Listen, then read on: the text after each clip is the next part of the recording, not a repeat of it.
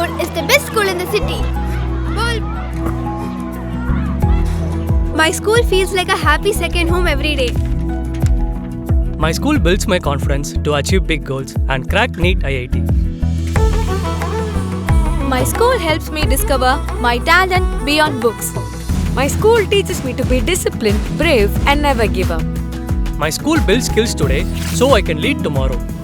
My school is growing faster than ever.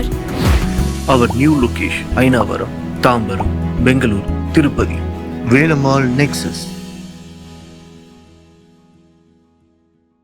శ్రీకాళహస్తిపట్నంలో మాజీ కేంద్ర మంత్రి చింతామోహన్ కాంగ్రెస్ నాయకులతో కలిసి మీడియా సమావేశం నిర్వహించారు. ఈ సందర్భంగా ఆయన మీడియాతో మాట్లాడారు. అమెరికా ట్రంప్, రెండవది సంక్షేమం, మూడవది అభివృద్ధి. ఒకప్పుడు భారతీయ జనతా పార్టీకి ఒక పెద్ద నాయకుడు ఉండేవారు. ఆయన పేరు అద్వానీ. ఈ మధ్యకాలంలో అద్వానీ గారిని అనుకునే వాళ్ళే లేదు. ప్రతి ఒక్కరూ అదానీ అదానీ అదానీ అదానీ అంటున్నారు. ఇది చివరికి అద్వానీ పార్టీ పోయి అదానీ పార్టీగా మారిపోతా ఉంది. ఎవరి అదానీ? ఒక 20 సంవత్సరాల క్రితం మామూలు అంబాసిడర్ కారులో తిరుగుతుండేవాడు. ఈరోజు ఆయన పరిస్థితి ఓయప్పో ప్రపంచంలోనే కుబేరుల్లో గొప్పోడు అయిపోయినాడు. అయితే అయినాడు, కానీ ఆయనకున్నప్పుడు ఆస్తి 20 సంవత్సరాల క్రితం ఇంత ఆస్తి ఉంటే ఈరోజు ఇంత ఆస్తి అయిపోయింది ఆయనకి. ఎక్కడి నుంచి వచ్చింది ఈ ఆస్తులు అని అంటే విమానాశ్రయాలు కొనుక్కుంటున్నారు. కేరళలో త్రివేంద్రం విమానాశ్రయం ఒకటి ఉంది, దాన్ని కొనేసాడు చౌకగా. బొంబాయిలో ఒక విమానాశ్రయం, పాపం జీవి కృష్ణారెడ్డి అని ఒక ఆయన కట్టుకున్నాడు దాన్ని, జిఎంఆర్ లాగా. దాన్ని వెరుక్కున్నాడు వాళ్ళు చేతులు కట్టేసి. ఇప్పుడు మూడోది కాదు, ఎన్నో విమానాశ్రయం చెప్పలేను, చాలా ఉన్నాయి ఆయన దగ్గర. మరి తిరుపతి విమానాశ్రయాన్ని కూడా కొనుక్కోవాలని చూస్తున్నాడు. అది ఎకరా 10 కోట్లు పోతా ఉంది విమానాశ్రయం దగ్గర. 3000 ఎకరాలు ఉంది. 3000 ఎకరాలంటే 30,000 కోట్ల ఆస్తిని సౌకర్యంగా ₹4 ఇచ్చేసి తీసుకోవాలనుకుంటున్నాడు. ఇది పుణ్యక్షేత్రం. కాళహస్తి అనేది పుణ్యక్షేత్రం, తిరుపతి అనేది పుణ్యక్షేత్రం. ఈ పుణ్యక్షేత్రంలోనే ఆ తిరుపతి విమానాశ్రయం. ఇటువంటి పరిస్థితులు వస్తాయని నేను 10 సంవత్సరాల క్రితమే ఊహించి ఆలోచించి, నేను గరుడ పక్షి అంటే వెంకటేశ్వర స్వామికి చాలా ఇష్టం వాహనం. ఆ గరుడ పక్షి ఆకారంలో ఆ విమానాశ్రయాన్ని నేను తీసుకొని వచ్చాను. చంద్రబాబు నాయుడు గారి శిష్యుడు ఒక ఆయన విమానాలు మంత్రి అయ్యాడు, రామ్మోహన్ అని. ఆయన ఈ విమానాశ్రయాన్ని అమ్మేసి దుడ్డు చేసుకోవాలనుకుంటున్నాడు. అది ఎవరికి ఇవ్వాలనుకుంటున్నాడంటే ఈ అదానికి ఇవ్వాలనుకుంటున్నాడు అంట. ఇంకొక ఆయన కూడా తిరుగుతున్నాడు వాళ్ళ చుట్టూ, చీపుగా విమానాశ్రయాన్ని కొనుక్కొని హాయిగా ఆస్తులు పెంచుకుంటూ పోతున్నాడు. ఆ కృష్ణపట్టణం పోర్ట్ అని ఒకటి ఉండేది, ఆ కృష్ణపట్టణం పోర్ట్ కూడా ఈయన లాక్కున్నాడు. మళ్ళీ అక్కడే శ్రీహరికోట దగ్గర ఒక పోర్ట్ ఉంది, ఎన్నూరు పోర్ట్, అది లాక్కున్నాడు. ఈ విధంగా ప్రజల ఆస్తుల్ని పోగు చేసుకుంటూ ముందుకెళ్తా ఉన్నాడు అదానీ. ఈ అదానీ అనే ఆయన వల్ల అమెరికా దేశంలో సమస్య వచ్చింది. ఒకప్పుడు భారతదేశ మరి పరిస్థితులు చాలా గొప్పగా ఉండేది.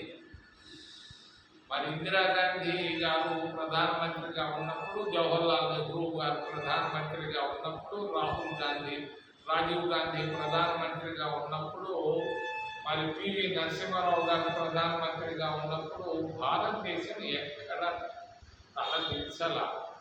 మరి ప్రస్తుత ప్రభుత్వం వచ్చిన మొదలుకొని అమెరికాకి సెల్యూట్ కొడతాము. మరి దౌత్య విధానం చాలా భయంకరంగా ఉంది. ఎందుకని భారత ప్రభుత్వం ఎందుకు అమెరికాకు సెల్యూట్ కొడతా ఉంది అని అంటే కారణం అదానీ. ఈ అదానీ అనే ఆయన ఇరుక్కొని ఉన్నాడు అక్కడ ఒక స్కాండల్లో, డబ్బుల్లో స్కాండల్లో ఇరుక్కున్నాడు. అది కాకుండా ఇంకొక రకమైన స్త్రీలకు సంబంధించినటువంటి ఆ స్కాండల్లోనే ఇరుక్కున్నాడు. మొన్ననే మైక్రోసాఫ్ట్ నుంచి ఒక ఆయన వచ్చిపోయినాడు అమరావతికి, చంద్రబాబు నాయుడు కలిసేదానికి, బిల్ గేట్స్ అని. ఆయన కూడా ఇరుక్కో ఉన్నాడు. వీళ్ళందరికీ ఏంటంటే ఒకడు ఎప్స్టీన్ అని ఒక పనికి మాలినోడు వీళ్ళందరికీ ఈ స్త్రీలలో దాన్ని పెట్టి ప్రపంచాన్నే సంక్షోభంలోకి తీసుకొని వచ్చాడు. ఆ సంక్షోభం వల్లనే అదానీ అని ఆయన ఈరోజు భారత ప్రభుత్వాన్ని, బీజేపీ ఎన్డీఏ ప్రభుత్వాన్ని శాసిస్తున్నాడు. ఆ శాసించడం వల్ల అమెరికాకి తల ఒప్పుట తప్పలేదు. ఇది భారతదేశ పరిస్థితులు. ఈ విషయాల గురించి రాహుల్ గాంధీ పార్లమెంట్లో ప్రస్తావించాడు.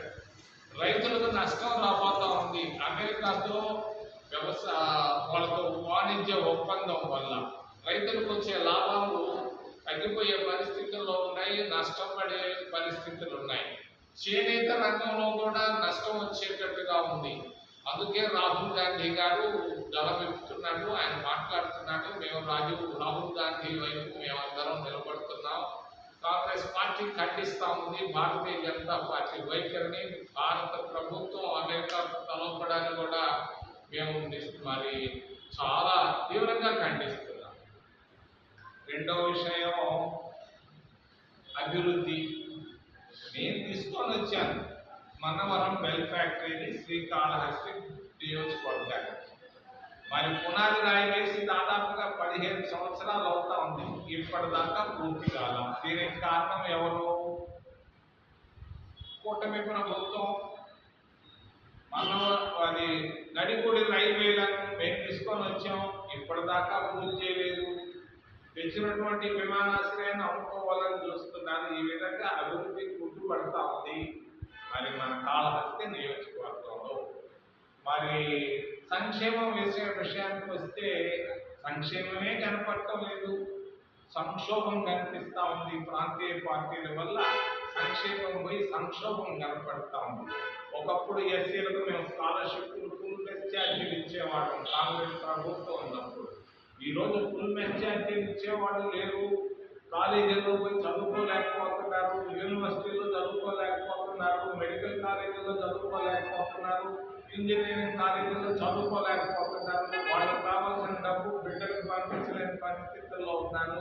తల్లిదండ్రులు అప్పులు చేసి 100 రూపాయల వడ్డీకి ఈరోజు బిడ్డలకు పంపిస్తూ వాళ్ళు ప్రతి కుటుంబం ఆర్థిక సంక్షోభంలో ఉంది. మరి ఎస్సీ ఫైనాన్స్ కార్పొరేషన్ మేము తీసుకొని వచ్చాము ఇందిరాగాంధీ ఉన్నప్పుడు, కాంగ్రెస్ పార్టీ ఉన్నప్పుడు. దాన్ని మూసేశారు. ఓబీసీ ఫైనాన్స్ కార్పొరేషన్ మేము తీసుకొచ్చాము, దాన్ని మూసేశారు. ఎస్టీ ఫైనాన్స్ కార్పొరేషన్ తెస్తే దాన్ని మూసేశారు. మరి హాస్పిటల్లో పరిస్థితి అపారంగా ఉంది. పేదవాడికి గుండె జబ్బు చేస్తే అక్కడికక్కడికే చచ్చిపోతున్నారు. మూత్రపిండాలు జబ్బు చేస్తే దానికి ఆరోగ్యశ్రీ సరిగ్గా లేదు, బలహీనం అయిపోయింది. మరి మెదడు జబ్బు వస్తే మరి ఈయన మందు ఒక ఆయన ఆ రాగిపిల్ల దగ్గర మోటార్ బైక్లో పోతుంటే కింద పడ్డాడు. కింద పడితే తలకాయ పగిలిపోయింది. లక్షల రూపాయలు కట్టుకున్నాడు, పప్పులో పడ్డాడు. ఈ విధంగా ఆరోగ్య విషయంలో సరైనటువంటి నిర్ణయాలు మరి కూటమి ప్రభుత్వం చంద్రబాబు నాయుడు సరిగ్గా చేయలేకపోతున్నాడు. విద్యారంగంలో కూడా విద్యా ప్రమాణాలు లేవు, పూర్తిగా లేవు. కాలేజీల్లో పోయి అక్కడ యూనివర్సిటీల్లో పోతే యూనివర్సిటీకి పిల్లకాయలు రావటమే, సీట్లు ఖాళీగా ఉన్నాయి. దీనికి కారణం విద్యా వ్యవస్థలో చాలా బలహీనతలు కనపడుతున్నాయి. ఉపాధి రంగం, ఉపాధిని మేము తీసుకొని వచ్చాము, ఉపాధి హామీ పథకాన్ని, దాన్ని నిర్వీర్యం చేసేసారు. నిరుద్యోగ సమస్య కిందకెళ్ళి చూశారు. సచివాలయంలో అమ్మాయిలందరూ ఎంటెక్లు బీటెక్లు చదువుకొని ఎంబీఏలు ఎంసీఏలు చదువుకొని ఖాళీగా 10,000 20,000 ఉద్యోగాలు చేస్తున్నారు. మరి నిరుద్యోగం అనేది ప్రతి ఇంట్లో ఒకరిద్దరు ఉన్నారు. నిరుద్యోగ సమస్యను గురించి ఎవరు మాట్లాడటం లేదు. మరి ప్రతి ఇంటిలో అప్పులు ఉన్నాయి. ఈ అప్పుల గురించి ఎవరు మాట్లాడటం లేదు. బ్యాంకులు నిర్వీర్యం అయిపోయినాయి. భారతదేశం ఈరోజు సంక్షోభంలో ఉంది. సంక్షేమం ప్రభుత్వం కాకుండా సంక్షోభ ప్రభుత్వం అయిపోయింది. మరి క్రితంలో ఉన్నటువంటి ప్రాంతీయ పార్టీ, ఈ రోజు ఉన్నటువంటి ప్రాంతీయ పార్టీలు రెండు బలహీనం అయిపోయినాయి. ప్రతి ఒక్కరు ఈరోజు చూస్తున్నారు, కాంగ్రెస్ పార్టీ వైపు చూస్తున్నారు. కాంగ్రెస్ వస్తే మేలు రావాలి అనుకుంటున్నారు. మరి ఇది ఈ రోజు ఉన్నటువంటి రాష్ట్ర పరిస్థితి, దేశ పరిస్థితిని తెలియజేస్తూ ఏదైనా ప్రశ్న ఉంటే అడగమని మిమ్మల్ని చేపెట్టి ప్రార్థిస్తున్నాను.